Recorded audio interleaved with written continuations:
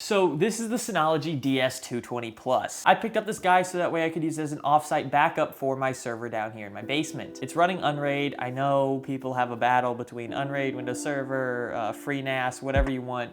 I prefer Unraid, that's just what I'm using. But I don't have any offsite backup. Now I have things like my contracts and templates and my logos and stuff stored in Google Drive. Other than that, if my house were to burn down tomorrow, I would have no offsite backup. I would be screwed. I would have none of my active projects, nothing. I would be out of luck. So this guy I picked up so that way I can use it as an offsite backup. I also picked up an identical one that I can use as an application server for things like Synology's version of Google Drive. It'll also be running an email server and a couple of other things, but I'll probably make a separate video about all that stuff. For now, let's just get into the review of the DS220 Plus. So this guy is a 2-bay Synology unit with 2 gigs of expandable RAM. It's got an expansion slot on the inside. I'm not sure about the processor or anything in this, but it's powerful enough that I figured I'd buy it. So opening up the box, you can see I've already taken it out. We have the unit itself. You have this front plate that just kind of pops on and off, where you can then remove the drive bays. These bays are toolless, so that should make it easier to install our hard drives. Also in the box, we get the power cable, the power adapter. It uses an external brick, which is nice. And then it's got 2 Ethernet cables included, along with some screws, I guess, if you want to mount in your hard drives or SSDs, something like that. Taking a look around the unit, you can see that on the back we have 2 gigabit LAN ports, a USB 3.0 port, and our power in jack, as well as a 90mm fan. Moving around to the front, we have our power button, I believe this is a sync button, I'll figure that out when I get into the software, and another USB 3 port. Now, this is gonna be nice because I can add in external hard drives to this. I can use it to just back up those drives real quick. I can also use that as a hard drive host over the network, so that way I can just plug in a couple external drives once the storage in this guy runs out, move a bunch of data to those drives, and then take the whole thing to something like a safety deposit box, my brother's house, friend's house, wherever I want. Moving right along to the hard drives that I picked up for this guy, I picked up the WD MyBook 10 terabyte drives. I love these WD MyBook drives for shucking. They work super well, they're super easy to shuck. You just pop them against your knee, remove 5 screws, and you're done. So these guys will be a nice drop in for this guy. With these guys, I don't even bother removing any of the plastic wrap or anything. I just pop in the bottom of my knee a little bit, push it down, and then you can push the whole thing right out. WD 10 terabyte white label drive. These are usually just WD red drives. I'm not sure with the whole scandal with WD whether these are 7200 or 5400 RPM drives, but I've been using them in all of my storage servers and they've worked fine. So no complaints so far with those guys. Now if we move, we just gotta pop around here, remove a single Phillips head screw on the back holding in the PCB. Then we move to Torx T9 to remove the 4 screws holding in the drive. All right, so we can just push the drive out, move all of these parts to the side, because I don't care about them, and pull off this little breakout board. And here we have a 10 terabyte drive. Now I'm just gonna go ahead and do that to the other drive real quick. Now I actually do have some experience with this NAS in the past, so I typically use these guys as NVRs for small businesses, because then somebody can easily plug in a thumb drive and transfer data to the thumb drive of security recordings. They can just download it to their computer if they want. But then they can also have a dedicated network for the cameras, as well as being able to connect this to their main LAN. We're gonna pull out these drive trays and get our hard drives installed. Just pop out the little tray lock thing, set in our hard drive, make sure it's aligned with the holes, grab our tray, and reinsert it.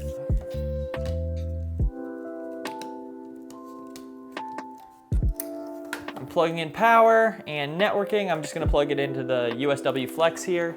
It's a great little switch. Fire over to my laptop here and get this guy configured. All right, so we were able to find the Synology. I don't know why. I'm pretty sure I had some sort of issue with one of my network jacks here.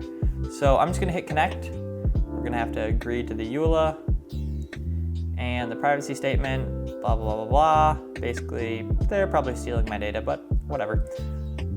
That's not a whatever issue. That's why I don't like Windows 10. Let's do setup, install the latest DSM. Let's do install now. I understand that all data on these hard drives will be removed. Okay. My NAS will be ready in approximately 10 minutes. That's a long time, and I don't want to have to wait. Okay, so now we have a countdown timer. Like, what is this, like, about to blow up? Pretty sure it doesn't take 10 minutes to restart.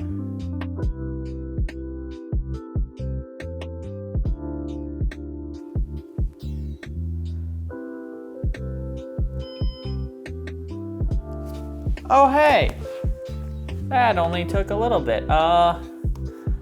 Ooh, what do we name this guy? We're gonna call this Dale Apples. Username, just make a Jack. For password, I don't know why it's showing me these passwords here. For password, let's just go with password for right now.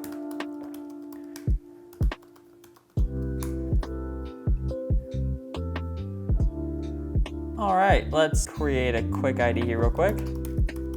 All right, I've read and agreed to all this stuff. I acknowledge the privacy statement. Cool, let's go. And I'm not gonna share my stuff with Synology. Sorry, I love you, Synology, but you don't get to know stuff about me. Smart update, no. Access all built-in apps, yes, I'm aware, go away. All right, first thing we wanna do that I always do with all these Synologies is I come over here, I do add, and I wanna do storage. No volume, which is great. Now we gotta go to our, shut up. Now we gotta go to our storage manager, and we're gonna come over here to volume. We're gonna create a volume. We're gonna create it custom real quick. Create a new storage pool. Better for perform, let's do Synology hybrid RAID, so most flexibility. Yeah, let's just do SHR here for this. We're gonna call this backup. Next, drive number 1 and drive number 2. I am not gonna be really raiding these guys together. I'm essentially just creating one massive volume with them both. Hopefully it's not RAID 0, so I don't want any striping or any mirroring or anything going on because this is a backup device. All my data will already be on another server, and the likelihood of my house burning down or that server failing and this guy also failing are very low. So I'm gonna go ahead and just make the most out of my disk space, and we should be getting 18.2 terabytes. Yes, let's erase it. Okay, so performing a drive check. I always do this that way it prevents the Synology from writing bytes to bad sectors. So we're just gonna enable that like we always do, and then we're gonna use Btrfs. Now, Synology does their own type of RAID, and then it does Btrfs on top just for all of its features like snapshotting and stuff like that. So we're gonna use Btrfs. Description. Oh, wait, modify allocated size, total capacity. No. I don't want that type of RAID then. Minimum basic? You can only select up to one drive. JBOD? Yes, cool. Yeah, so we're just gonna go JBOD then. Great, 18 terabytes. Backup. Cool, 18.6 terabytes. Let's do that. And apply. Now this guy is going to have to format these drives and do a bit check on everything. So that's gonna take a while. But so while that's running right now, we can close out of this guy and go into our package center. I've read and I agree to the Synology term service. I agree to the privacy statement, go away. I like to install Cloud Sync on here. I don't like that you have to pay for the ability to use exFAT. I think that's something really stupid. And we're also gonna install Active Backup for Business. I like Active Backup for Business. This way I can install just the client on my desktops and my laptops, and they will back up to the Synology. Because this is a backup server, essentially all of my finished video files and all of my current projects will be backed up to this guy in real time, and then all of my computers will also be backed up. This guy is not gonna house everything, but it'll house enough that I can make a good recovery if that server fails. Now I'm gonna go out of here and clean up some stuff. I don't need anything like a Plex server to be running on this or anything like Synology's NVR, which their surveillance station is a very capable piece of software, and I do use it quite often for businesses.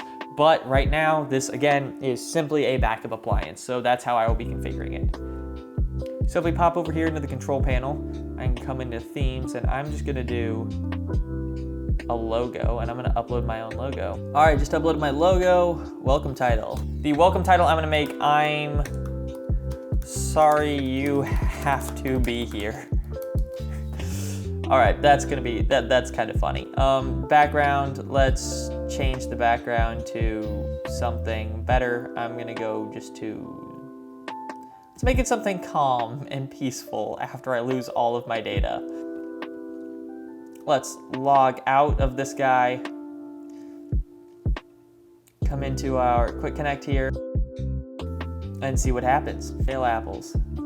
I'm sorry you have to be here. Love that.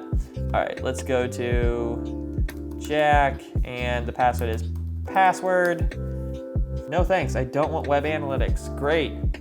All right, so we've essentially configured and set everything up right here. I'm not really gonna be doing anything else to the Synology aside from changing the password. So I moved the Synology out here into my garage.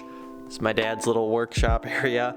I already had a network line running out here for his computer, so I just put a switch on here, and I'm now using it with the Synology. But so I don't have a fast enough internet speed in order to be able to take this guy off site and still do the amount of backups that I want. So I figured, hey, at least just having things in two different sides of my house.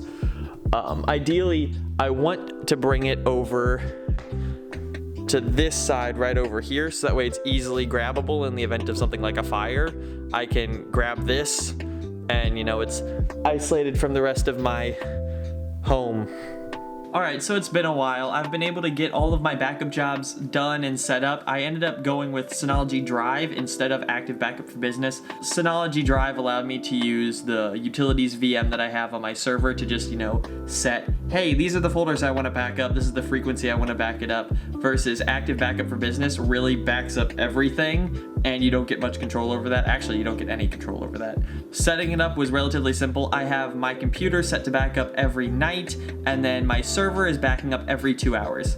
But so all these backup jobs, they've been running perfectly. I've got all my up-to-date files. I've double-checked stuff to make sure everything is being backed up, because I've never actually used a Synology as a backup solution. I've always just used them as the surveillance stations. And so I'm getting a second one of these guys. And so I'm gonna be using that as my DIY G Suite. I'll probably have a video coming on that. But yeah, so for now, I'm really happy with the server. It's been performing quite well. Haven't had any issues with it. I haven't had to restart it. I do have one small issue where the little storage widget is wrong. So after completing my backup jobs, it says that I'm using 11.7 terabytes. But I know that's wrong because I know my backups are a lot bigger than that. So if I come over here to Storage Analyzer, it says 14 terabytes. I don't know why. This is wrong, because 14 terabytes plus 276 gigs does not equal 11.7 terabytes. But aside from that, this thing's been rock solid. I've had almost zero downtime aside from, you know, me shutting it down and moving it. And I'm happy with it, I'm pleased with it. I hope you guys enjoyed this video. I'll have a link below for the Synology and for the WD MyBook drives that I used in this video. And hope you guys liked it. If you did, leave a like. If not, the other button works too. And I'll see you guys in the next one.